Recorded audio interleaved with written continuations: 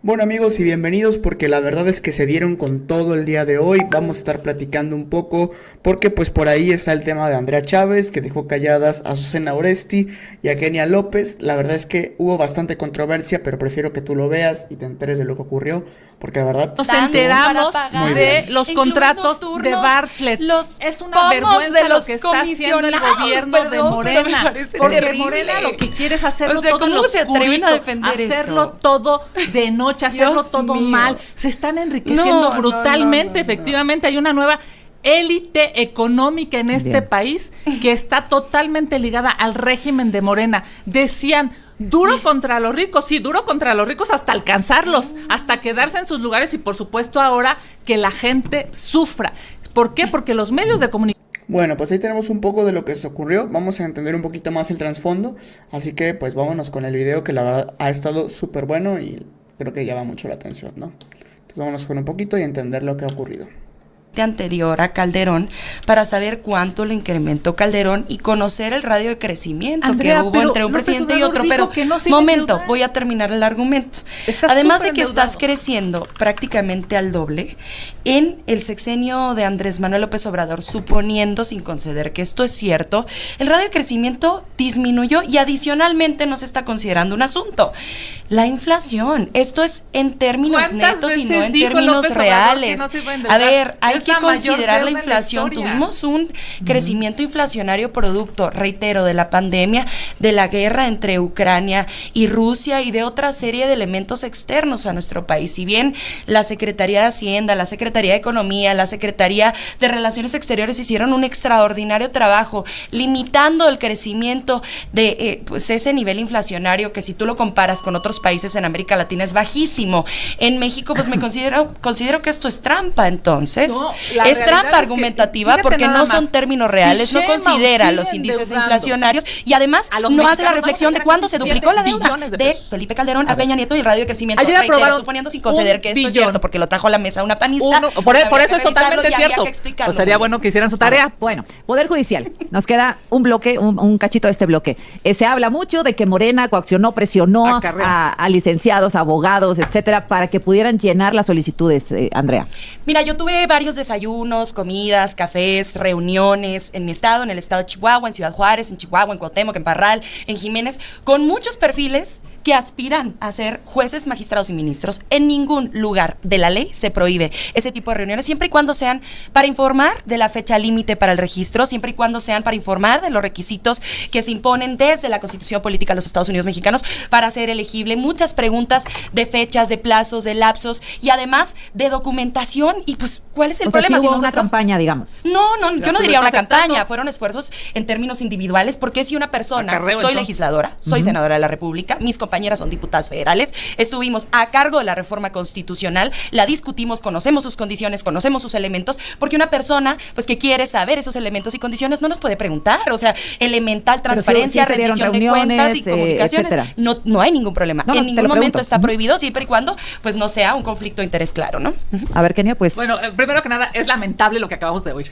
Ha aceptado la representante del régimen en esta mesa, pues que ella tuvo desayunos, comidas, cenas y no sé claro, con todos, incluidos con los que no estaban a favor de la reforma del Poder Judicial, porque es mi trabajo como legisladora, escuchar a mis representados, imagínense que llegue y cierre la puerta y no escucha a los que votaron por López Obrador y con Sheinbaum, a los que evidentemente no van a ir a defender a los mexicanos, van a ir a defender al poder, van a ir a defender al régimen, van a ir a defender estos caprichos del gobierno, pues sean jueces, magistrados y ministros. Todos sabemos que hubo una operación política en todo el país, aquí en el gobierno de la Ciudad de México, se les pedía a los empleados del gobierno que fueran abogados, que se registraran, que iban a ayudar para llegar hasta la final. Ahí están los audios de una diputada de Morena, en una manera, yo diría, excesivamente cínica, diciendo, yo los voy a impulsar y voy a hacer que lleguen. Porque eso demuestra lo que dijimos durante muchos meses. El gobierno de Morena lo que quiere es un poder judicial abyecto a Morena, abyecto al gobierno, y qué terrible, porque cada mujer y cada hombre que termine siendo electo va a tener en sus manos, Azucena, la posibilidad de destruir a una familia, un patrimonio, la seguridad de las personas, todo por el capricho de López Obrador y de la señora Sheinbaum de tener al Poder Judicial de rodillas. Regreso con tu postura, Laura Ballesteros, para no dejarte ahí a la mitad. Regresamos. 9 de la mañana en punto. A ver, Laura Ballesteros, nos quedamos pendientes contigo respecto al Poder Judicial y estas acusaciones mutuas entre Morena y la oposición respecto a que se está metiendo la mano. Porque dice Andrea que también la mano, el pie, el brazo, la todo. Mano. No, también ustedes no, nosotros no, ellos sí. Ah, perdón. Bueno, adelante, Laura. A ver. Creo que esto es una crónica de una muerte anunciada. Se vino desde un inicio señalando desde Movimiento Ciudadano que lo que está pasando con Morena y el régimen es una toma del Poder Judicial. Y en esa toma al Poder Judicial, pues no hubo solamente una eliminación de jueces, magistrados y ministros incómodos al régimen, es decir, prácticamente todos, por oponerse a la militarización de la Constitución, por oponerse a la militarización de la seguridad pública, por ser además progresistas en la agenda de derechos, es lo que más nos preocupa. Eran las últimas trincheras, por ejemplo, para defender el derecho de las mujeres a decidir sobre su cuerpo. Fue una batalla que dio, por ejemplo, la Suprema Corte. A mí los ministros yo no los voy a venir a defender, me decepcionaron tremendamente también en la última sesión que tuvieron. Sin embargo, sí a los trabajadores del Poder Judicial y a las trabajadoras, donde dijimos desde un principio, y por eso nos amparamos contra la reforma. Tenemos 12,000 trabajadoras y trabajadores del Poder Judicial de base. De confianza. Y esos de confianza van a ser los primeros que pueden ser despedidos. Entonces, claro que es una toma. Y claro que fue un acarreo último que pasó, porque horas antes no había registrados. Un último dato: 30% de esas registrados y registradas son mujeres. Y lo advertimos también. Sí, claro. Entra la primera mujer presidenta de la República y salen por la puerta de atrás las trabajadoras de la justicia. Y además en la elección pueden elegir a puros hombres. No.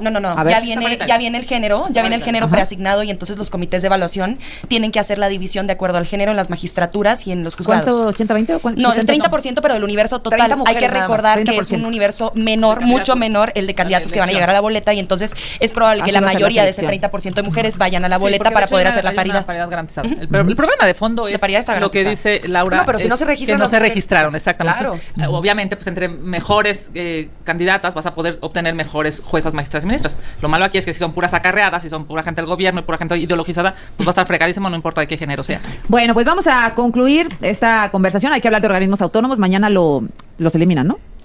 Mañana se hace la simplificación orgánica para eliminar la duplicidad de funciones, garantizar la transparencia, la rendición de cuentas. Oye, y que elimina las dependencias que hacen funciones que ya hacen otras dependencias de la organización del gobierno. Repíteme la frase. Es la simplificación orgánica para eliminar duplicidad de funciones, garantizar la rendición de cuentas, eliminar a los aviadores, tener mayor suficiencia presupuestal, precisamente como hablaba ahorita. El eliminar la duplicidad de funciones es eliminar el INAI.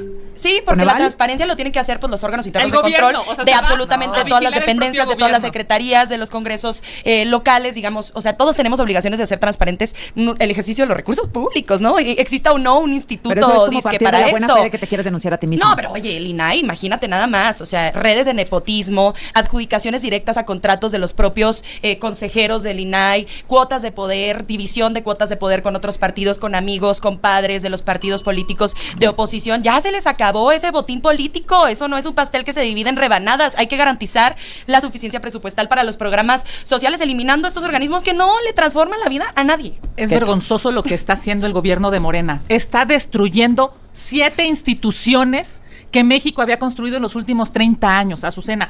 Van a destruir el INAI, la COFESE, la CRE, el IFT, Coneval, la CNH y Mejoredu. Es increíble cómo en esta obsesión de poder y de control son capaces de destruir esas instituciones que, por cierto, se las habíamos arrancado hace 30 años al gobierno del siglo pasado. Y en este momento, públicas, la obsesión de este régimen es regresar al siglo pasado. ¿Por qué quiere destruir al INAI? Pues claro, porque gracias al INAI nos enteramos de los contratos de la familia de López Obrador. Gracias al INAI nos enteramos de la casa en Houston, de la familia de López Obrador. Gracias al INAI nos enteramos de los contratos de Bartlett. Es una vergüenza lo que está haciendo el gobierno de Morena. Porque Morena lo que quiere es hacer hacerlo todo de noche, hacerlo todo mal. Se están enriqueciendo brutalmente. Efectivamente, hay una nueva élite económica en este país que está totalmente ligada al régimen de Morena. Decían, duro contra los ricos, sí, duro contra los ricos hasta alcanzarlos, hasta quedarse en sus lugares, y por supuesto ahora que la gente sufra. ¿Por qué? Porque los medios de comunicación, porque la oposición, porque la gente no va a saber cómo se va a gastar el dinero de estos 9 billones. Está en el presupuesto que vas a votar, porque ustedes no van a decir la verdad nunca, porque no están diciendo la verdad, porque mienten como respiran. Voy a terminar con Laura Ballesteros. Adelante, Laura. Detrás de todo este ruido, de esta polarización que hemos venido siempre señalando desde Movimiento Ciudadano. Bueno, pues ahí tenemos concretamente lo que ocurrió en este video. Pues esperar lo que pueda seguir ocurriendo, y la verdad es que a veces es un poco lamentable, pero es una realidad lo que ocurre. Gracias por estar aquí, nos vemos en la próxima y hasta luego, chao.